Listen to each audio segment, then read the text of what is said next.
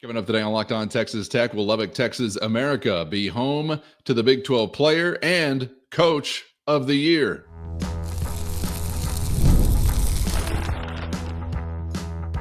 You are Locked On Texas Tech, your daily podcast on the Texas Tech Red Raiders. Part of the Locked On Podcast Network, your team every day. Great to be with you again on Locked On Texas Tech on the Locked On Podcast Network, your team every day, always free and available on YouTube or anywhere you get podcasts. And thanks as always for making us your first listen. Today's episode brought to you by FanDuel. Right now, new customers can get $200 in bonus bets when your first $5 bet hits. So visit FanDuel.com to get started. With the only Chris Level, I'm Casey Cowan. Chris, great to be back with you. Kicking off another week, and not just any other week. It feels like we're kicking off almost Christmas season because postseason college basketball is now at our door. We get it started with conference tournament action, and then we are big dancing just around the corner. And this time around, Chris, we are kicking off a week where Texas Tech has got some time to keep their feet up. I would say figuratively, but I don't know. It may be literal as well, given some of the taxing ways you went through this season. But yeah, the Red Raiders on Thursday night. So on today's episode, we'll get into what's at stake this week and what was sort of created as a result of the results we saw over the weekend in the Big 12 Conference. And I want to get into a question of just exactly how far you push it, I guess, as far as the conference tournament is concerned. And this may more so be a conversation for podcast hosts or fans. Chris, I don't know if you even play with this as a coach, but we'll talk it out here in just a moment. And then I want to get to some conference attention and accolades we expect to have this week also, and whether or not right here in Lubbock, Texas, USA, you've got a Big 12 Player of the Year and Big 12 Coach of the Year. We'll get to that in just a moment. But set the table for us, man, and what's coming up this week is we'll get the Big 12 tournament started here pretty quick. Red Raiders will follow a couple of days later. Yeah, if you would have asked me how Saturday needed to play out or what I would have preferred or chosen, like on all the results and the way that the tiebreakers and the standings would have fallen, it pretty much would have played out perfectly. The way you end up, but before your game even tips off, you have the second place, the 2 seed like locked up. There's no, because of Kansas's win over Arizona. Arizona couldn't go into Lawrence and do what you were able to do. And then you're looking at it. Okay, so if you're the 2 seed, like, okay, what are you potentially staring at from a 7? And it was really going to come down to either Kansas or Baylor. And had Baylor beaten Houston in Waco on Saturday night, then it would have been Kansas that you would have seen. And then you're dealing with the road crowd and Kansas coming off of a big win over Arizona and Hall of Fame clever coach and all that. That's right. And so if given the choice, I would have preferred to play Baylor, and looks like that's what you're going to get. And Baylor's going to have to beat probably Kansas State in order to play you. So I just the way things played out, it sets up, as somebody that I trust said to me, it sets up for a run if you want to go for it. And I think phrasing. But that's the thing about this week is that so many people in the sport view it differently. Those outside of it, those inside of it, those that are putting the NCAA tournament bracket together view it differently at times. It is a money-making venture for the league. It's great for the fan. I think coaches and players think of it in so many ways as like a necessary evil. It's the only scenario in tournament settings where you are playing back-to-back, and it's not the every other day like the NCAA tournament is. Chris, and I would say, too, like that necessary evil, that may be different from conference to conference because, man, as a kid and growing up, like Big East tournament time was like appointment television back in the. That didn't seem like just the necessary evil. So it's a little different, and maybe the ACC kind of in that category over the years. I don't know, but some of these have been, man, a blast. They're not just a throwaway event, obviously. Well, it's great TV and it's good, but if you're in the middle of it and you've got certain things secured, or there's just certain teams that are going to play in this deal this week, well, not just Big 12, but just nationally, that all can be true. This is our only vehicle to basically make it to the dance.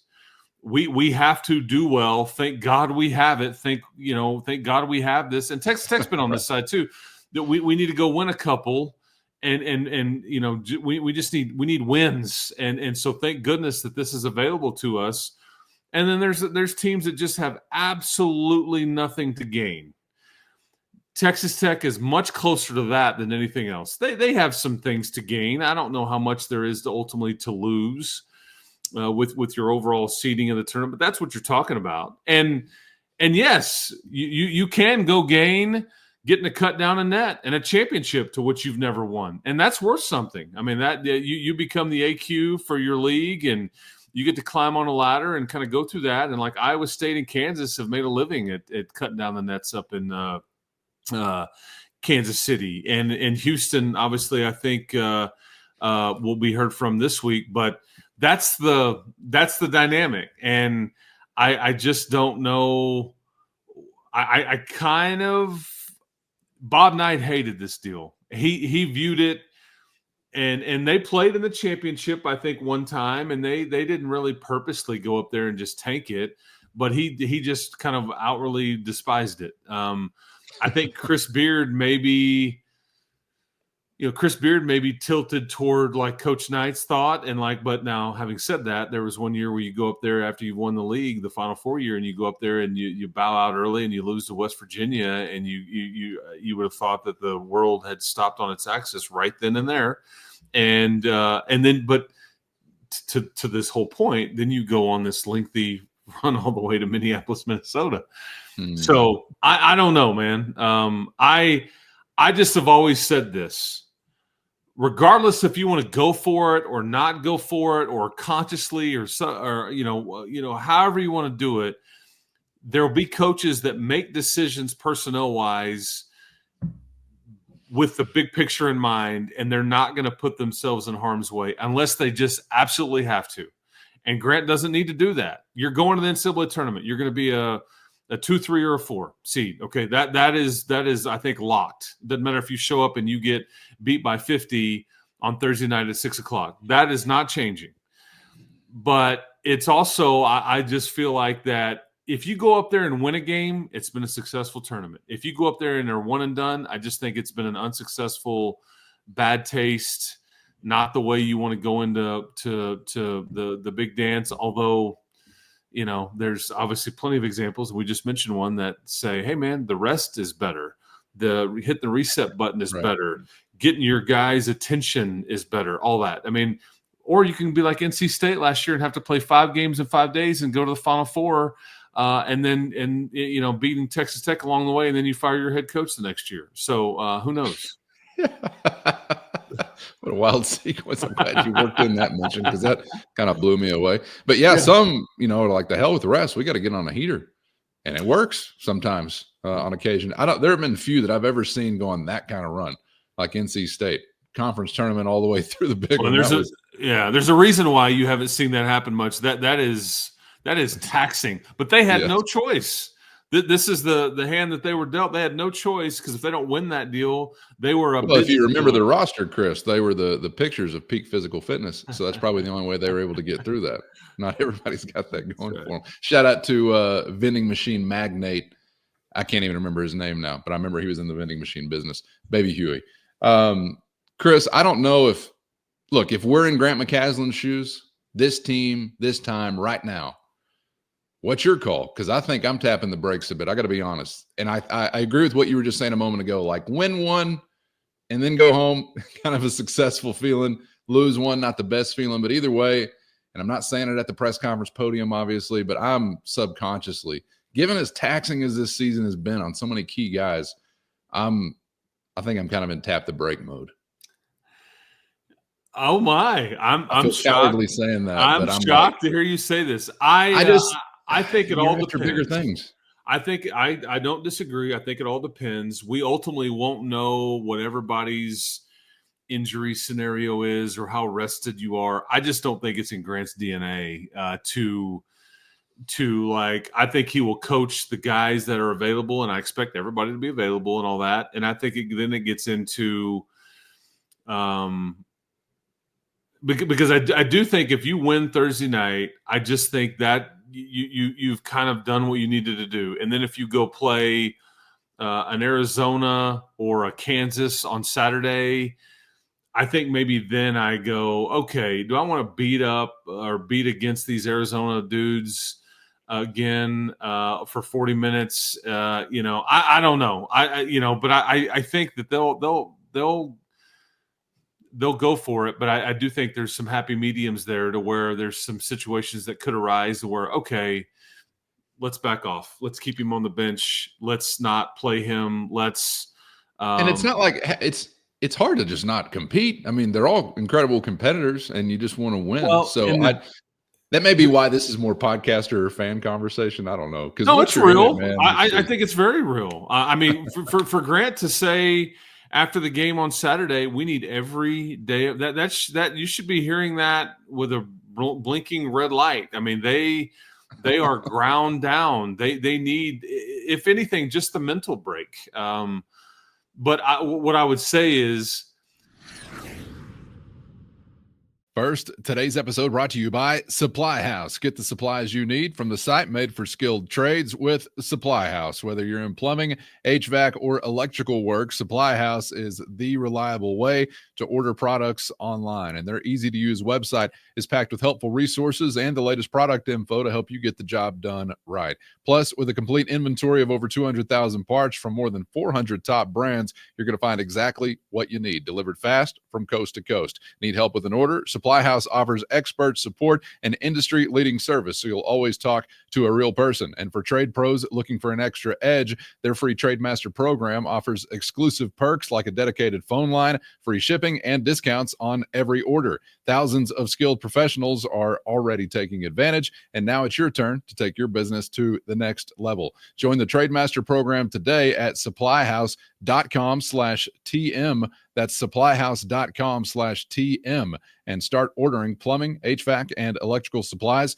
with only a few clicks. Plus, use our promo code SH5 for 5% off your first order. That's SH5 at supplyhouse.com. Today's episode brought to you by Wayfair, and there's nothing after the holiday hustle to get you back into a routine like decluttering, refreshing, and giving your space a little TLC. Whether you're tidying up, cleaning out, or just want to give your place a new look to start the year, Wayfair has everything you need, all within your budget. And their huge selection makes it easy to find that specific item to fit your style. Plus the free and no-hassle delivery, even for the bigger stuff. Wayfair's site is so easy to navigate. You're going to find everything you need in no time. And there's something for every style, every home, no matter the space, no matter the budget. So give your home the refresh it needs with Wayfair. Head to wayfair.com right now. That's WAYFAIR.com. Wayfair, every style, every home. Tell any of these guys not to be a competitor or show up in this environment on this stage with the energy in that building and just go half-ass it or whatever. Oh, you mentioned the Arizona matchup, and that instantly got the hair standing up on my neck a little bit. Yeah. They were so obnoxious in their win. Like, how could you not want to be just balls to the wall if you're on the floor? I agree. I mean, I hope I'm there until Saturday night. That's what I would say. I hope. And I hope that you are able to maneuver your way through that to where you get out of there unscathed and all those things. Because to your point, I do wonder how much it would take out of you back-to-back games versus, say, like in Arizona and Houston. Because that's maybe what you would be staring at. Yeah. The physical nature of those games, that they will allow a bit more to go on in this tournament setting. There is no home crowd to alter a call, and like they don't really do ticky-tack near as much in these settings. And you could we won't ultimately know until we know. That's fair to wonder aloud. Two of the most physical teams in the league, and you could get. And if you were to mix Iowa State in there, I mean, those are taxing. It's mentally draining. It's physical. I mean, I saw the blood and scratches on your team after the game at Houston that you were fortunate enough to win, and they didn't care. They won. You know, it just also, as an aside, man, it would have been nice if anybody else around this league would have had the balls to go beat Houston like the Red Raiders did. But no, you all caved, every one of you. So it takes a little help. You go 15-5 in this league, and you think, man, you know, somebody else needs to go beat Houston other than us. I mean, we can't just do it all by ourselves here. Anyway, that's just as an aside. Sure. But I do think that would be mentally taxing and physically, all that stuff. I get it. Yeah. Here's the other thing I'll offer up to you. And the reason why I bring that up is your Denver and your Wichita scenarios. Those are Thursday, Saturday games the following week. They're not Friday, Sunday. So it's one less day on the other end to where you would likely be sent, and you would leave on a Tuesday. And so, again, it's just as you start to look at these things, you know, maybe we're overthinking it. But I mean, there is no doubt that Grant and his staff will have conversations with each other and then Grant will have a feel for it in the moment ahead of time.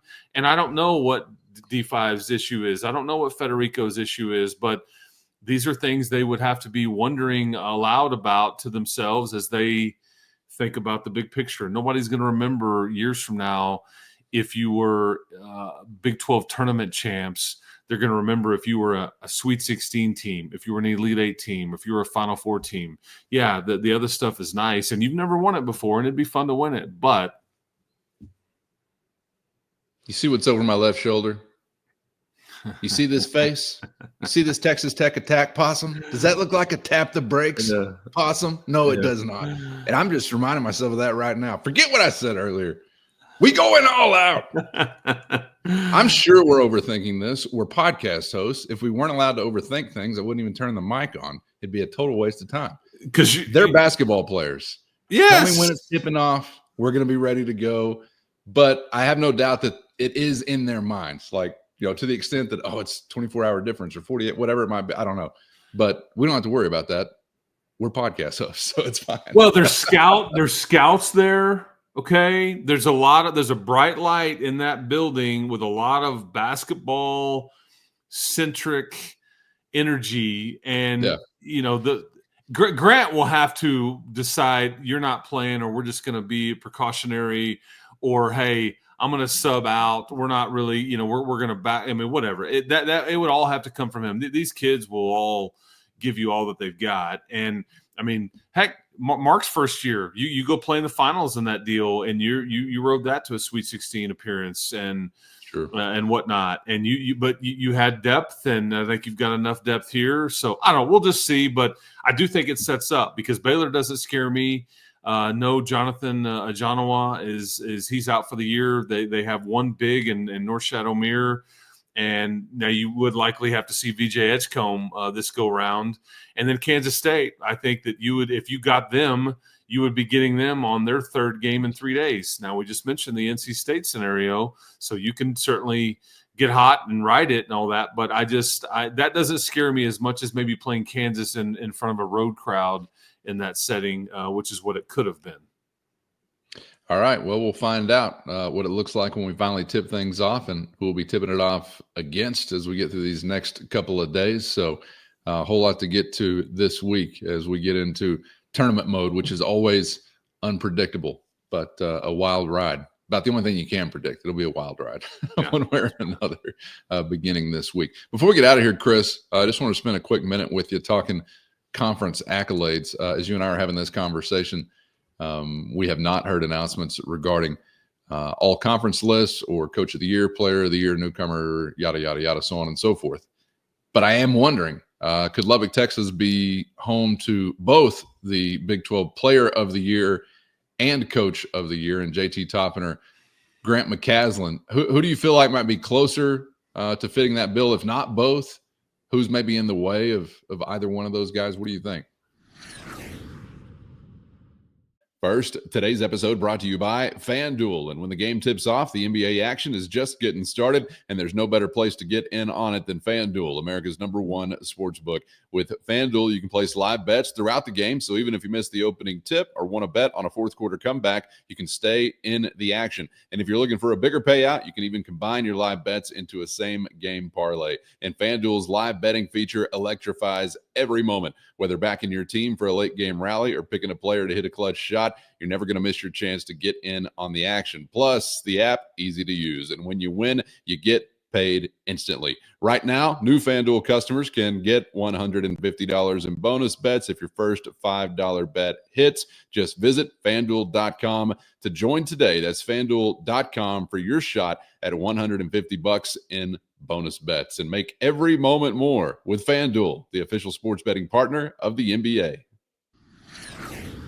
The player of the year, I think, is this kind of started to wind down in the regular season. There were 4 candidates that I think kind of emerged over everybody else. Because this comes with you got to win, you got to have numbers, and you have to have played in enough of the games. That's kind of the sweet spot. So when you check all those boxes, then it narrows it down quite a bit.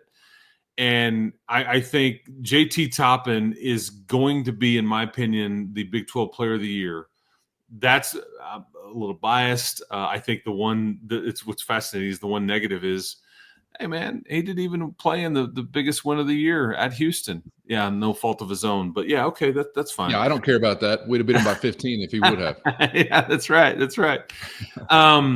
But – LJ Cryer from Houston, and this is just best player on best team. I'll go through these. Like his numbers, he averaged 15 a game, a couple of rebounds, and about 2 assists a game. But again, he's one of, and the problem he's got is like Milo Suzan or Juwan Roberts maybe take away a few things. Now you could say the same thing about Darrion Williams or Chance McMillian, I guess, from a tech standpoint. But he's the Houston candidate if you're getting the Player of the Year candidate, in my opinion. The other one is Richie Saunders from BYU. He's had multiple. BYU finished 4th in this league. They went on a fascinating run. I think you got them much earlier in the year. But he averaged 16 points, 4 rebounds, and a couple of assists a game. And he was Big 12 Player of the Week in the last couple of weeks and back-to-back weeks. They went on, I guess, a 7-game winning streak. They go win in Ames, Iowa recently. I think he deserves to be in the discussion because, again, his team won.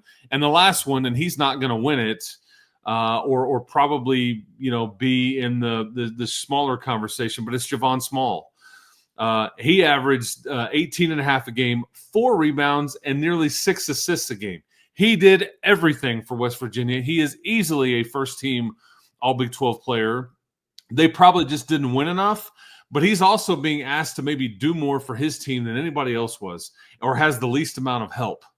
And so that's why – but he got them to the NCAA tournament. And but, obviously JT, finishing out this thing, averaging 18 and 9. And he had just the big games, the 30 games, the 30-plus games, the 40-plus game, and all that stuff. So that's kind of what I would tell you there on handicapping that deal. If LJ Cryer got it – I guess I wouldn't agree with it, but I would go, okay, I understand. It's frustrating to me. What's crazy, though, is Cowan is like, I think JT is going to be a first-team All-American, which supersedes the Player of the Year conversation without a doubt. I think he's going to be a first-team All-American, and they only give those to five players. And Broom, yeah, Flag, I've heard many national pundits say, I think a lot of them has said 4 of these 5 spots are wrapped up, sewn up, no brainers, yep. Case closed. And JT Toppin is one of those 4. Yep. And in numbers, you won. He's a huge reason why you're winning. He played the bulk of your games. And boy, wouldn't you love to have had JT in Fort Worth, Texas in mid-December when you were taking on the Aggies. And yet you only lost by 5. And they're probably going to be a 2 seed or the Aggies. So but yeah, I mean, JT's had just a phenomenal year. So it sounds like, do you think he's closer to being a front runner for that than McCasland might be to be Coach of the Year? Or man, I think Grant maybe did more. This is a tough one because I feel like in any pro Grant commentary, you almost have to like take a shot or like say something negative about. I don't think it'd say more with less, Chris. Okay. Because it was always more. It was just that the preseason prognosticators didn't know that, I guess. I don't feel like he's taking a ragtag crew. He's got really good players, but the preseason prediction part of it stands out to me, I think. And maybe those are just dumb. They are. I mean, Arizona State picked dead last to win the in the Big 12. Well, who is it? Kelvin Sampson? He has to win this award. I mean, I would even say that Chris? He's had enough. I would even say that Grant maybe would even go, because what's crazy is Grant is like in a lot of talk for some National Coach of the Year awards and all that. I'm just saying, like 19-1 is embarrassingly good. I mean, it's just having like lived through this deal and been on the all the trips and seeing the grind and the behind the scenes and the ups and downs and all that, to roll through this deal and just never have a night off. And the one that you do lose, the Red Raiders just played awesome, and you lose it by 1 point in overtime.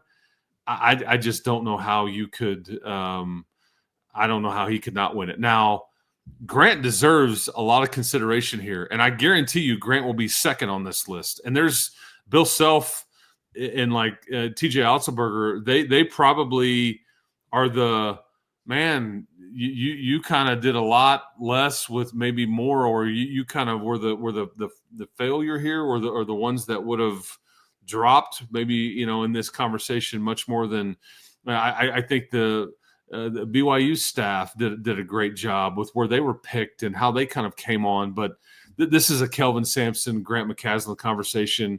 And if just anybody else could have beat Houston and made it a little more closer, I would have. But I'm just trying to call it like I see it. I think Coach Sampson deserves this award. I do. And I think it might be my kind of bias towards an underdog in all things, in that maybe I buy more into kind of surpassing expectations as opposed to, hey, you were supposed to be the best and you were the best, which is kind of the Sampson category. I think even though 19-1 is spectacular, I do think more about McCasland and Tech, like preseason 7 or something like that. I think. So see, again, Kelvin Sampson wasn't picked. They weren't picked to win this league. They were not. Yeah. And I think that they were picked second. Yeah. But I think that's also, I mean, he not only won it, he kicked the door in and just like lapped everybody. It's just frustrating to me. Well, I was going to say the BYU component kind of fits that too, though. You have leadership change and things like that, and then you stormed to the season that they had. And maybe I just buy into that kind of story a little more. I don't know. Yeah, they were 9th and finished 4th. You were 7th and finished 2nd. Anyway, stiff competition. We know that always when it's Big 12 awards time. You know that, like Christian Anderson in a freshman category, stiff competition. Yeah, that's right. That's absolutely right. That's right. So we'll see who's on the list. And that's Christian's. I don't know if he's got enough numbers ultimately, or the fact that he comes off the bench. I don't know if he's more for freshman of the year, more sixth man of the year. I mean, which will go to Curtis Jones up at Iowa State for sixth man of the year, because he's their leading scorer and comes off the bench. But Edgecombe, it'll be Edgecombe or Anderson, in my opinion, as far as freshman of the year. BYU's got a couple of studs. Quaintance would have been good had he stayed healthy for Arizona State and all that stuff. But anyway, you're in a lot of conversations, and you'll see D5 and Chance and all these guys sprinkled throughout some of these second, third teams, and Elijah Hawkins as well, and whatnot. So fun time of year when you got guys in those positions, and obviously you're very likely to have a great year when you have guys in those positions, and that's what Tech has had so far. All right, Chris, appreciate the time, man, and thoughts on what is to come this week, which eventually will include basketball again for the Red Raiders. So looking forward to being with you up till then. We'll see you for the next one, man.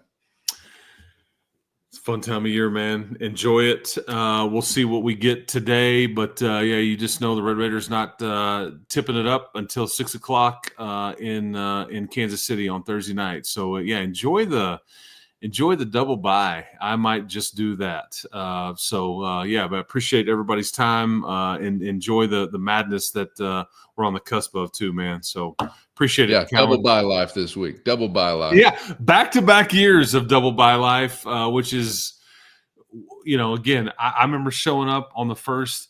Think about it in these terms: 10 teams will be eliminated from this tournament before you even play your first game. 10.